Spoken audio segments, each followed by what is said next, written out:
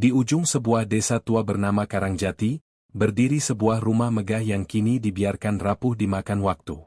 Bentuknya bergaya kolonial, dengan pilar-pilar besar yang retak, jendela kaca berbingkai kayu yang sebagian pecah, dan atap yang ditumbuhi rerumputan liar. Meski sudah puluhan tahun tak berpenghuni, rumah itu tetap berdiri kokoh bagai saksi bisu sejarah kelam yang tak pernah dilupakan. Orang-orang desa menyebutnya Rumah Tujuh Tangga. Nama itu muncul karena di dalamnya terdapat sebuah tangga spiral unik yang terbagi dalam 7 tingkatan, seakan menghubungkan dunia manusia dengan sesuatu yang lebih gelap di atas. Konon, siapapun yang mencoba menapaki tangga itu hingga puncak loteng akan mendengar suara-suara asing yang bukan berasal dari dunia ini. Warga desa percaya rumah itu terkutuk. Bukan tanpa alasan, sejarah rumah itu penuh dengan darah dan air mata. Pada masa penjajahan, rumah tersebut dimiliki oleh seorang tuan tanah keturunan Belanda bernama Van der Wijk.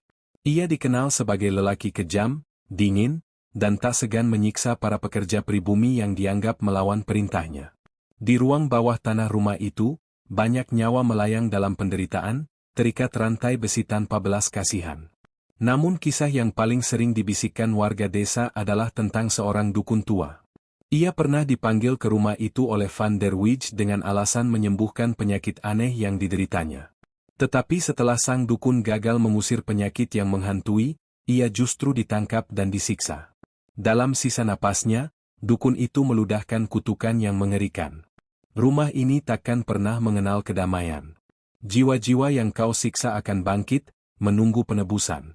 Kau, keluargamu, bahkan siapapun yang berani memasuki rumah ini, akan menjadi bagian dari kutukan. Tak lama setelah itu, keluarga Van der Wijk menghilang tanpa jejak. Ada yang bilang mereka mati di rumah itu, ada pula yang meyakini mereka kabur, tetapi roh-roh mereka masih terikat di dalamnya. Sejak saat itu, rumah megah itu ditinggalkan, menjadi sarang kegelapan yang menolak cahaya kehidupan. Banyak kejadian aneh terjadi. Orang-orang yang lewat di depan rumah saat tengah malam sering mendengar suara tangisan lirih, dentuman rantai, atau suara langkah kaki di lantai atas. Beberapa bahkan bersumpah melihat sosok perempuan bergaun putih berdiri di jendela loteng, menatap tajam ke arah siapapun yang berani menoleh. Karangjati menjadi desa yang damai di siang hari, tetapi begitu malam tiba, semua orang menutup pintu rapat-rapat. Tidak ada yang berani mendekati rumah itu. Anak-anak diperingatkan agar tidak bermain di pekarangannya, dan para orang tua lebih memilih melupakan rumah itu sebagai aib masa lalu. Namun, seperti semua rahasia kelam, Rumah Tujuh Tangga seolah memiliki daya tarik tersendiri. Kisah-kisah horor yang menyelimutinya membuat rasa ingin tahu orang luar semakin besar. Beberapa orang nekat mencoba masuk, tapi tak semuanya kembali dengan selamat. Ada yang hilang begitu saja, ada yang keluar dengan kondisi linglung, berbicara pada dirinya sendiri, seakan pikirannya telah direnggut oleh sesuatu yang tak kasat mata. Dan malam itu, di bawah langit mendung yang menutup rembulan, sekumpulan mahasiswa pecinta misteri datang ke Karangjati. Mereka tidak tahu bahwa langkah pertama mereka ke halaman rumah itu akan menjadi awal dari mimpi buruk yang tak bisa mereka bayangkan. Langit malam Karangjati digelayuti awan kelabu. Bulan yang biasanya terang kini hanya tampak samar, tertutup kabut tipis yang terasa aneh, seolah menutupi sesuatu dari pandangan manusia. Jalan menuju rumah itu sunyi, hanya suara jangkrik dan sesekali lolongan anjing liar yang terdengar. Sebuah mobil minibus berhenti di depan pagar besi tua yang sudah bengkok dimakan karat. Dari dalamnya, 5 orang mahasiswa turun satu persatu. Mereka adalah Rani, gadis berhati pemberani dengan rasa penasaran yang besar, Bima, kameramen kelompok mereka yang sering sok berani, Laras, sosok penakut tapi selalu ikut demi solidaritas, Andi, pemimpin kelompok yang penuh rasa ingin tahu, dan Dio, mahasiswa pendiam yang lebih suka mengamati daripada berbicara. Rumah itu berdiri angkuh di hadapan mereka, lebih besar daripada yang mereka bayangkan. Dindingnya penuh lumut, jendela-jendelanya gelap seperti mata kosong yang menatap tanpa berkedip. Udara di sekeliling terasa berat, membuat napas mereka sesak. Gila, gede banget rumahnya. Kayak kastil kolonial, ucap Bima sambil mengangkat kamera, merekam suasana. Jangan asal ngomong, sahut Laras cepat, menelan ludah. Katanya rumah ini bukan sembarangan. Banyak orang hilang setelah masuk. Andi menepuk bahu Laras. Justru itu yang bikin menarik. Kita di sini buat bukti, bukan buat mundur. Rani melangkah lebih dekat ke pagar. Tangannya menyentuh besi yang dingin dan bergetar seakan ada aliran listrik halus. Ia bergidik, lalu berkata lirih, "Kalian merasain nggak? Dari tadi ada yang ngeliatin kita dari dalam." Dio, yang sejak tadi diam, hanya menoleh ke arah loteng. Ia melihat bayangan samar di balik jendela pecah. Seperti sosok perempuan yang berdiri menatap. Namun ketika ia berkedip, bayangan itu lenyap begitu saja. Mereka akhirnya membuka pagar berderit yang menimbulkan suara panjang, melengking menusuk telinga. Begitu kaki mereka menapak ke halaman rumah, angin dingin berembus kencang, menggoyangkan pepohonan kering di sekitar. Suara-suara serangga mendadak hilang, menyisakan kesunyian yang mencekam. Rani memegang senter, menerangi jalan setapak yang penuh dedaunan gugur. Di sana-sini, terlihat patung-patung tua dari batu, wajahnya retak, sebagian tertutup lumut. Patung-patung itu tampak aneh, seperti sedang memperhatikan mereka lewat. Sampai akhirnya mereka tiba di teras.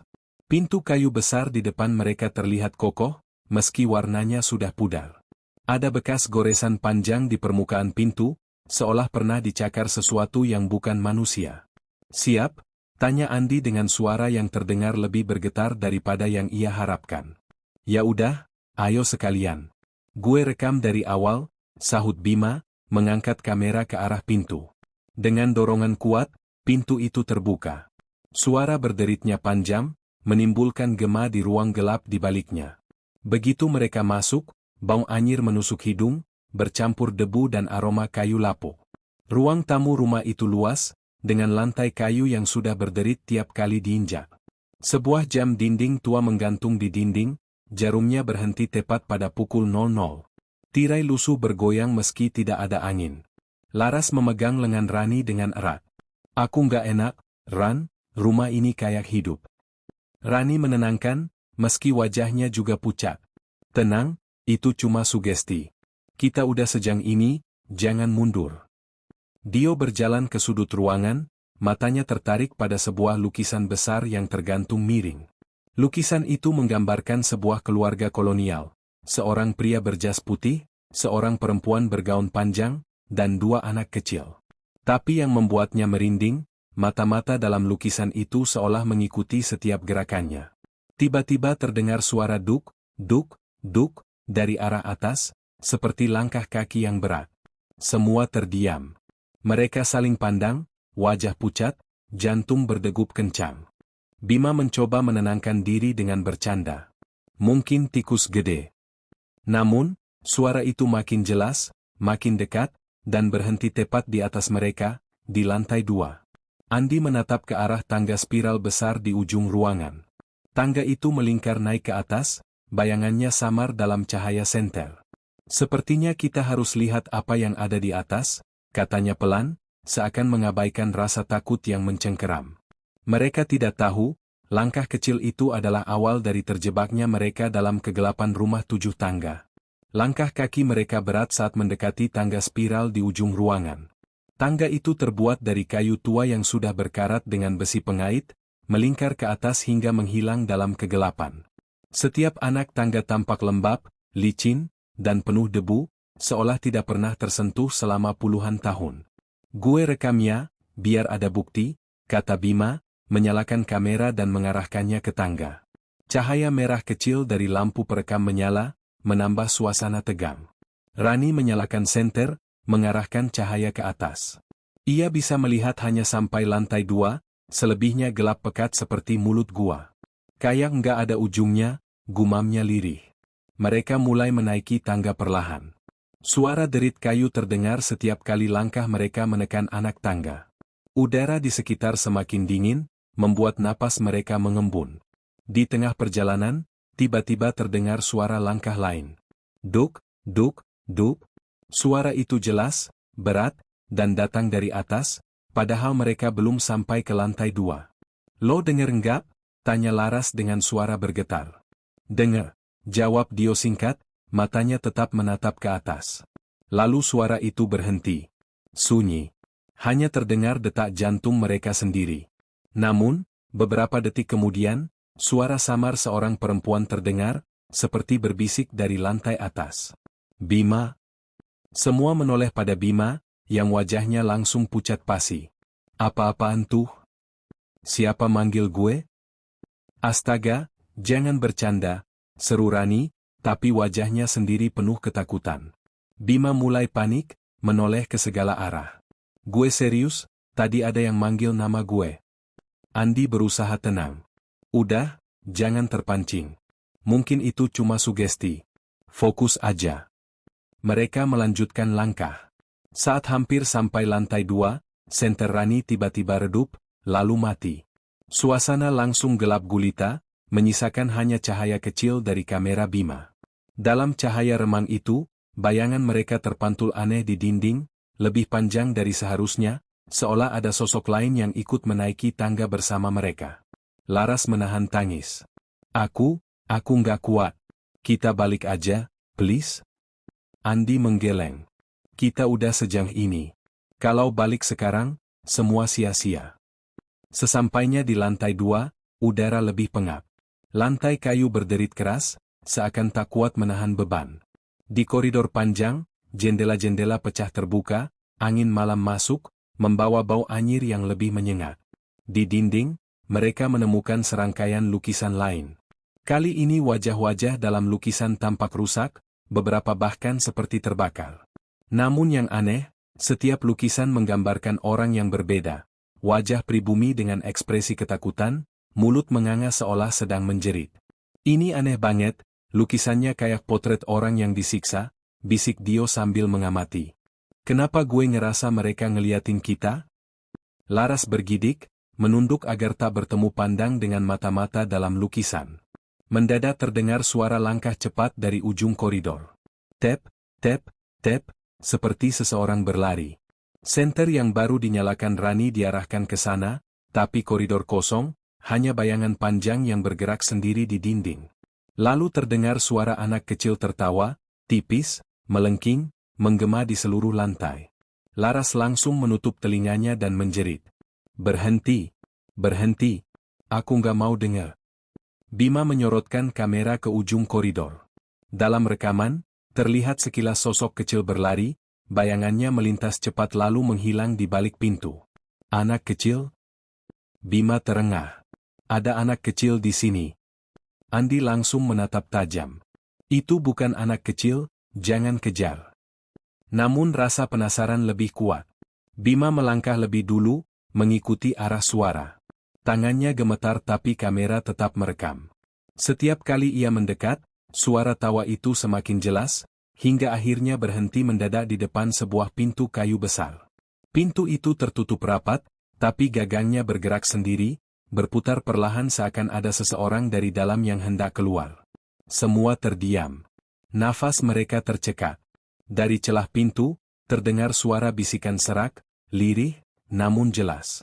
Masuklah, aku sudah menunggu. Rani spontan menarik lengan Bima. Jangan dibuka.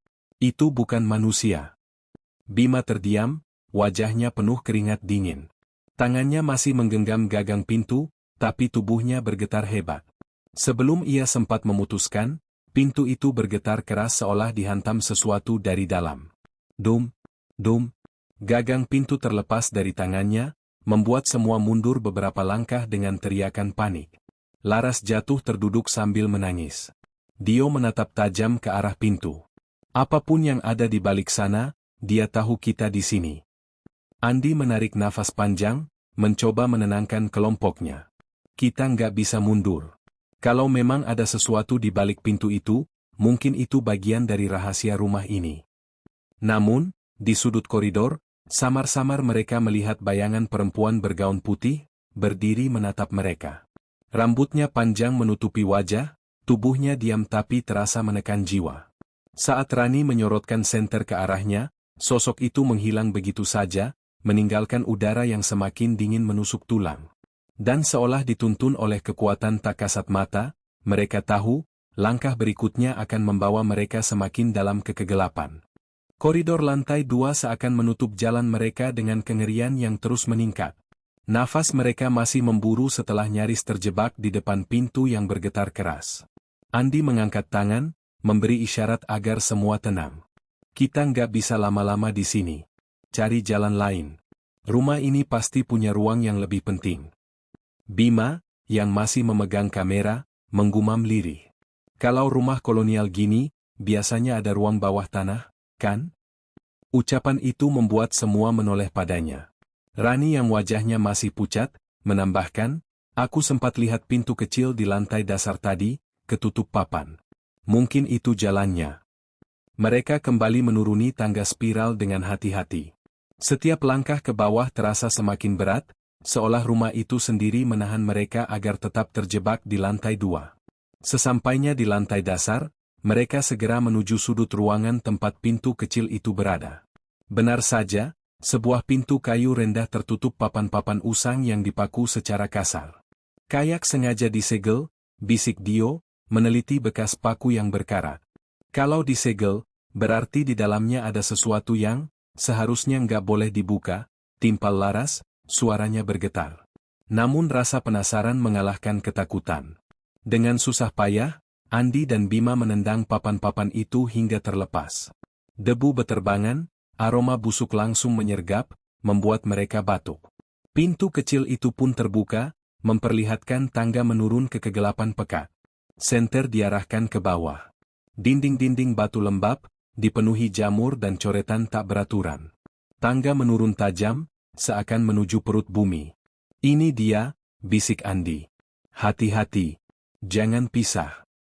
Mereka menuruni tangga perlahan.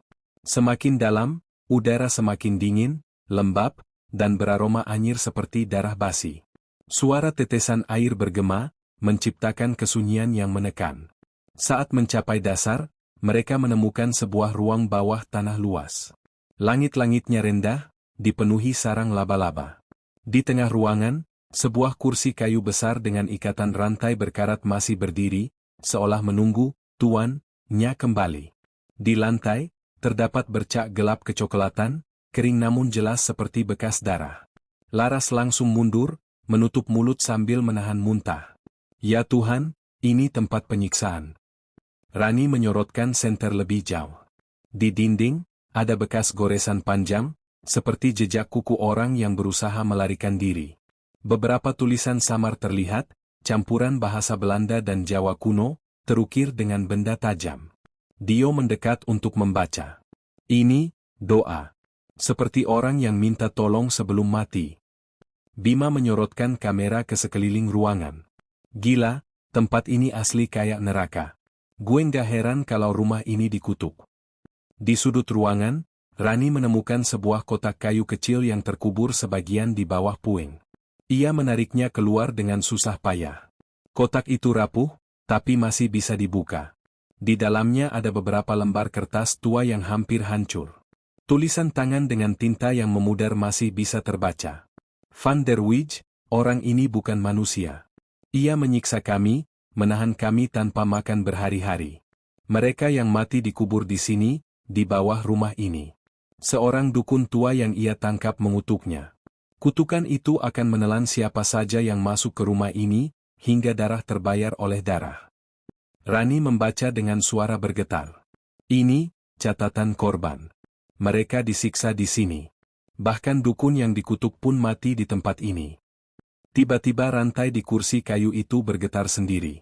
Klak, klak, klak, seolah ada yang berusaha melepaskan diri. Semua terdiam, wajah pucat, jantung seakan berhenti berdetak. Lalu terdengar suara napas berat, panjang, dari arah belakang ruangan. Hahaha, hahaha. Senter diarahkan ke sana, dan samar terlihat bayangan hitam berdiri tegak, menatap mereka dari pojok. Sosok itu besar, kabur, tapi matanya merah menyala. Laras menjerit histeris. Itu orang yang disiksa. Itu arwahnya. Seketika seluruh ruangan bergetar. Dinding yang tadinya penuh bercak gelap kini basah, perlahan memerah, meneteskan cairan kental seperti darah segar. Suara-suara teriakan mulai terdengar, jeritan pria dan wanita, bercampur tangisan anak-anak. Bima merekam dengan kamera, tangannya gemetar. Gila, Ini nyata, ini bukan editan, bukan rekayasa, ini nyata. Andi berteriak, kita harus keluar sekarang juga. Namun saat mereka berbalik menuju tangga, pintu kecil itu menutup sendiri dengan suara keras. Brak! Mereka terjebak di ruang bawah tanah, bersama sesuatu yang sudah lama menunggu kedatangan manusia baru. Lorong sempit yang mereka tembus dari ruang bawah tanah membawa mereka ke koridor gelap di lantai 3. Debu tebal menempel di dinding, udara jauh lebih pengap daripada sebelumnya, seakan oksigen tersaring oleh sesuatu yang tak terlihat.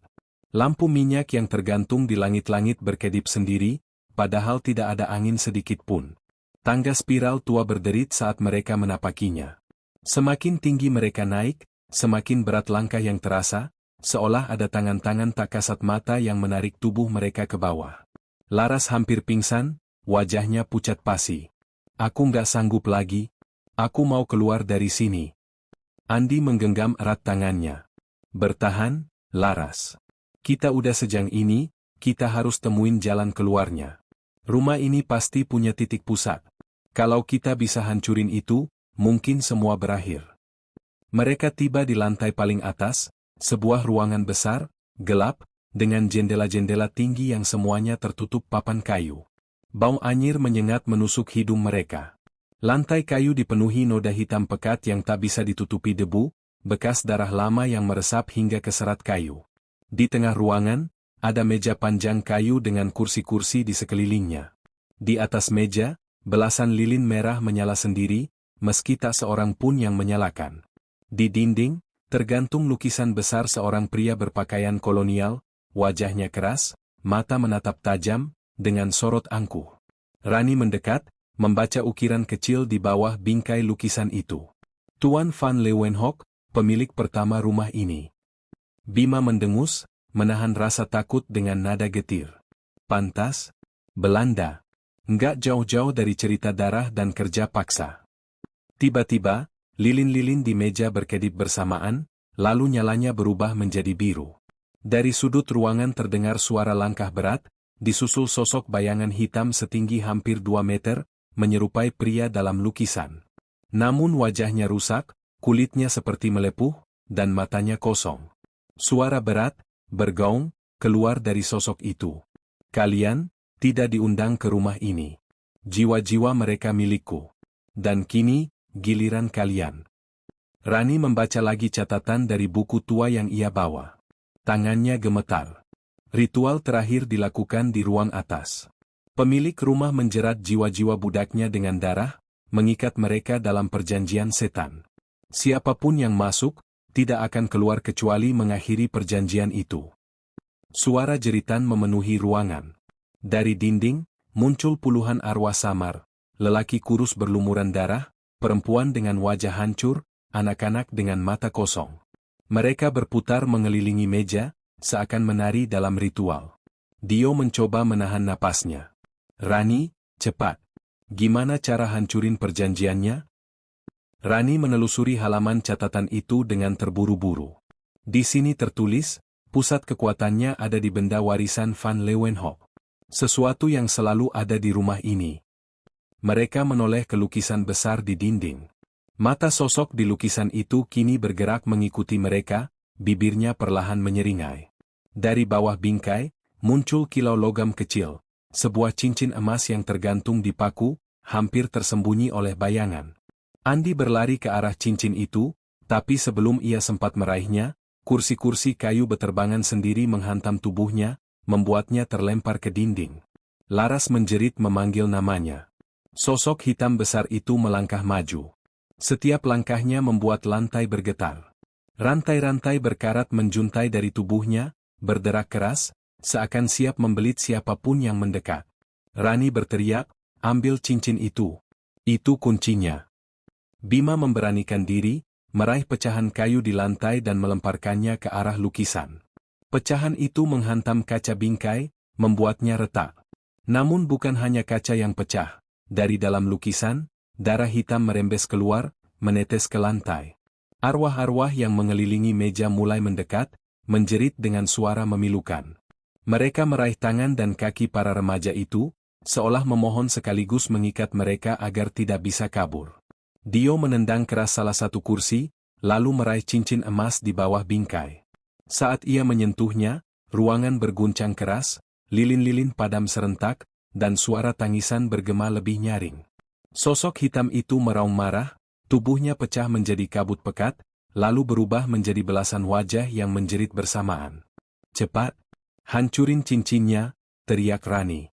Dio memandang cincin emas itu, dingin, berat, bergetar seakan benda hidup. Tapi bagaimana cara menghancurkannya? Setiap detik yang terlewat, arwah semakin mendekat, rantai-rantai terangkat, siap menjerat. Andi yang terluka parah bangkit dengan sisa tenaga. Dengan terengah, ia mengambil palu berkarat yang tergeletak di pojok ruangan, mungkin sisa alat kerja lama. "Kita nggak punya pilihan, ini harus dihancurin sekarang." Ia mengangkat palu tinggi-tinggi, bersiap memukul cincin yang gemetar di tangan Dio. Namun sebelum palu itu menghantam, suara lain muncul, suara seorang anak kecil, samar, penuh kesedihan. "Kalau kalian hancurkan itu, kami semua akan lenyap. Tidak akan ada yang tahu kami pernah ada." Mereka semua terdiam. Arwah anak kecil itu berdiri di antara bayangan lain, matanya basah, tubuhnya transparan. Ia bukan menakutkan, justru menyedihkan. Rani menggigit bibirnya, bimbang. "Kalau kita hancurkan, mungkin kita bisa bebas, tapi jiwa mereka juga hilang." Dio menatap cincin itu, lalu menatap arwah di sekeliling mereka. "Kalau kita biarin, kita nggak akan pernah keluar." Ketegangan memuncak. Palu di tangan Andi siap menghantam, sementara arwah-arwah merintih, menunggu keputusan yang akan menentukan nasib mereka semua. Andi mengangkat palu dengan tangan gemetar, matanya berkaca-kaca. Napasnya tersengal, tubuhnya penuh luka akibat hantaman kursi kayu tadi. Dio menahan tangannya sebentar. "Kalau kita hancurin sekarang, mereka semua," Dio menoleh ke arwah-arwah samar yang merintih di sekitar. Anak kecil yang tadi bicara berdiri paling depan, wajahnya pucat dengan mata basah. "Mereka bakal hilang." Rani bersuara parau, menekan rasa takutnya. "Tapi kalau nggak dihancurin, kita semua bakal jadi korban selanjutnya. Rumah ini bakal terus menelan jiwa, nggak berhenti sampai dunia kiamat." Laras, yang sejak tadi menangis, akhirnya bersuara dengan lirih. Mungkin itu lebih baik. Biar mereka bebas, meskipun harus hilang selamanya." Suara anak kecil itu kembali terdengar, lebih jelas. "Kami tidak ingin hilang, tapi kami lebih tidak ingin kalian jadi seperti kami." Tiba-tiba, cincin emas di tangan Dio bergetar makin kuat, panasnya hampir membakar kulit. Dari cincin itu muncul bisikan lain, lebih dalam, lebih jahat. "Gunakan aku, dan kalian bisa selamat. Jiwa kalian utuh, hidup kalian tetap milik kalian. Yang lain, biar terjebak di sini selamanya." Dio hampir terhipnotis, matanya membelalak. "Cincin ini bisa nolong kita. Kita nggak perlu hancurin." Bima yang berdiri di dekatnya langsung meraih bahunya keras. "Jangan dengerin. Itu jebakan. Itu suara si bangsat Van Leeuwenhoek." Seketika sosok hitam besar itu muncul lagi dari balik kabut, rantai-rantai berderak, suaranya bergema memenuhi ruangan. "Benar, pakai cincin itu. Kalian akan jadi tuan baru rumah ini. Semua jiwa di sini akan tunduk padamu, termasuk teman-temanmu." Ruangan berguncang. Dinding retak, dari langit-langit menetes darah hitam. Lilin-lilin menyala kembali dengan api biru menyala-nyala. Suara jeritan bercampur dengan tawa panjang. Andi, dengan tenaga terakhirnya, mendorong Dio menjauh. "Cukup. Gue yang hancurin cincin ini. Kalau kita nggak bisa keluar, setidaknya kutukan ini berhenti di kita." Dengan teriakan putus asa, ia mengayunkan palu sekuat tenaga. Brak! Cincin emas itu hancur berkeping-keping, memercikkan cahaya merah menyilaukan. Jeritan mengerikan terdengar dari segala arah. Arwah-arwah berteriak, tubuh mereka bergetar, lalu satu persatu mulai larut menjadi debu bercahaya, hilang di udara. Anak kecil yang tadi berbicara menatap mereka terakhir kali, tersenyum samar dengan wajah tenang, sebelum lenyap dalam cahaya. Sosok Van Leeuwenhoek meraung marah, tubuhnya terkoyak oleh cahaya yang sama. Rantai-rantai yang melilitnya meledak, dan ia terhisap kembali ke dalam lukisan besar di dinding, yang kemudian terbakar habis tanpa api. Namun bersamaan dengan itu, rumah pun ikut bereaksi. Atap retak, dinding pecah, lantai berguncang seakan hendak runtuh. Debu dan batu bata mulai berjatuhan. Rani berteriak panik, rumah ini runtuh. Cepat keluar. Mereka berlari ke arah tangga spiral, tapi kayu-kayunya patah satu persatu. Bima hampir terjatuh, namun ditarik oleh Dio tepat waktu. Laras tersandung, Andi mengangkatnya meski tubuhnya sendiri sudah hampir tak sanggup. Koridor panjang menuju tangga utama kini penuh kabut hitam, suara tangisan masih samar terdengar. Namun di ujung sana, samar-samar tampak pintu depan terbuka, cahaya bulan masuk menerobos. Dengan sisa tenaga, mereka berlari sekuat-kuatnya, menghindari runtuhan kayu dan serpihan kaca. Detik-detik terakhir, mereka menerobos pintu depan bersamaan, jatuh berguling di halaman depan rumah. Di belakang mereka, rumah tua itu berguncang sekali lagi, lalu ambruk perlahan, tertelan debu dan kegelapan. Sunyi. Hanya suara malam dan desiran angin yang tersisa. Mereka semua tergeletak di tanah, terengah-engah, tubuh penuh luka dan debu. Namun mereka masih hidup. Dan untuk pertama kalinya sejak malam itu dimulai, mereka bisa melihat langit bebas tanpa kabut pekat. Rani menatap reruntuhan rumah dengan mata penuh air mata. Mereka, akhirnya bebas. Dio menunduk, masih menahan rasa bersalah. Tapi Andi. Semua menoleh. Andi terbaring tak bergerak, tubuhnya penuh luka parah akibat hantaman dan kelelahan. Nafasnya terputus-putus, matanya setengah tertutup. Dengan suara serak, ia berbisik, "Kita berhasil." Lalu matanya terpejam, napas terakhirnya keluar dalam keheningan. Laras menangis histeris, memeluk tubuh Andi erat-erat. Yang lain hanya bisa terdiam, membiarkan air mata jatuh tanpa suara.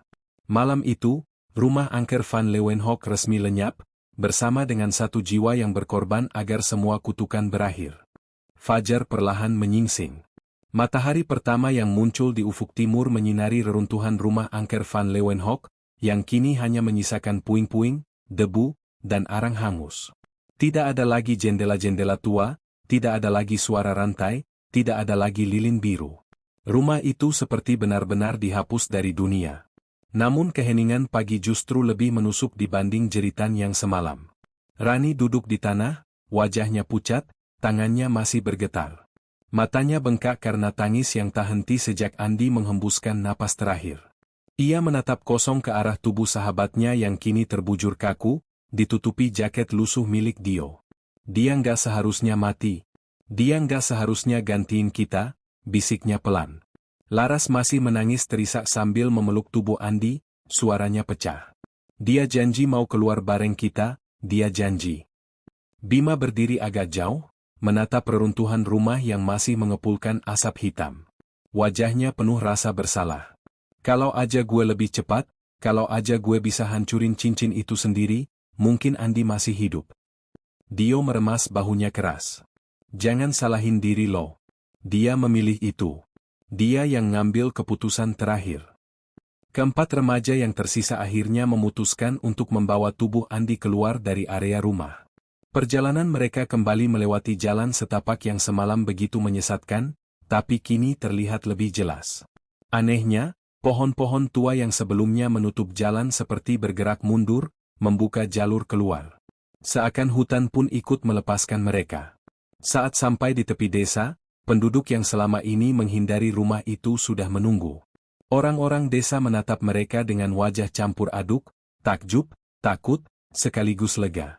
Seorang kakek tua yang dikenal sebagai juru kunci desa berjalan maju, menatap mereka dengan mata berkaca-kaca. Akhirnya, setelah puluhan tahun, kutukan itu pecah. Rani menatap kakek itu penuh pertanyaan. Kenapa nggak ada yang pernah coba hancurin rumah itu sebelumnya? Kenapa harus kita? Kakek tua itu menunduk dalam. Bukan kami tidak mau. Rumah itu memilih korbannya sendiri. Ia menutup jalan bagi orang-orang desa, tapi membuka jalan untuk orang-orang baru. Kalian, dipanggil. Kata-kata itu membuat bulu kuduk mereka meremang. Mereka tidak dipilih secara kebetulan, mereka memang diundang, sejak awal. Beberapa hari kemudian, mereka menguburkan Andi di pemakaman desa. Upacara sederhana, hanya disaksikan oleh penduduk desa dan teman-teman dekatnya. Laras pingsan saat prosesi berlangsung, Rani harus menopang tubuhnya yang lemas. Saat tanah terakhir menimbun pusara Andi, angin berhembus kencang, seakan membawa bisikan samar. "Terima kasih, kalian sudah membebaskan kami." Bima menoleh cepat, wajahnya pucat. "Kalian dengar itu?" Rani mengangguk pelan, air mata jatuh tanpa bisa ditahan. "Aku dengar." Beberapa minggu kemudian, mereka kembali ke kota, mencoba melanjutkan kehidupan seperti biasa. Namun, bayangan malam itu selalu menghantui. Rani sering terbangun tengah malam karena mimpi buruk, arwah anak kecil yang menatapnya, atau wajah Andi yang tersenyum samar lalu menghilang. Laras menjadi semakin pendiam, hampir tidak pernah keluar rumah. Ia trauma mendalam, setiap kali melihat bangunan tua, tubuhnya gemetar. Bima menolak berbicara tentang apa yang mereka alami, tapi diam-diam ia menulis semua kejadian dalam sebuah buku catatan. "Biar dunia tahu kalau kami nggak cuma ngarang," ujarnya suatu malam pada Dio. Namun Dio punya kekhawatiran lain. Suatu malam, ia menemukan serpihan cincin emas di dalam ranselnya, entah bagaimana bisa terbawa keluar dari rumah yang runtuh. Cincin itu retak, tapi masih berkilau samar. Saat ia menyentuhnya, bisikan halus terdengar di telinganya. "Belum selesai, rumah itu akan kembali, dan kau yang berikutnya." Dio terhenyak, menjatuhkan cincin itu, tapi serpihan itu seolah menempel pada tanah, tak bisa dibuang begitu saja. Ia menatapnya dengan wajah pucat, sadar satu hal mengerikan, kutukan itu mungkin tidak pernah benar-benar hilang. Reruntuhan rumah angker Van Leeuwenhoek kini hanya tinggal puing, namun di malam-malam tertentu, penduduk desa masih mendengar suara rantai berderak dari arah hutan, atau tangisan samar anak kecil. Dan di antara mereka yang selamat, beban itu masih tertinggal, bukan hanya sebagai kenangan, tapi juga ancaman yang bisa bangkit kapan saja. Karena kutukan yang lahir dari darah dan jiwa, tidak pernah benar-benar berakhir.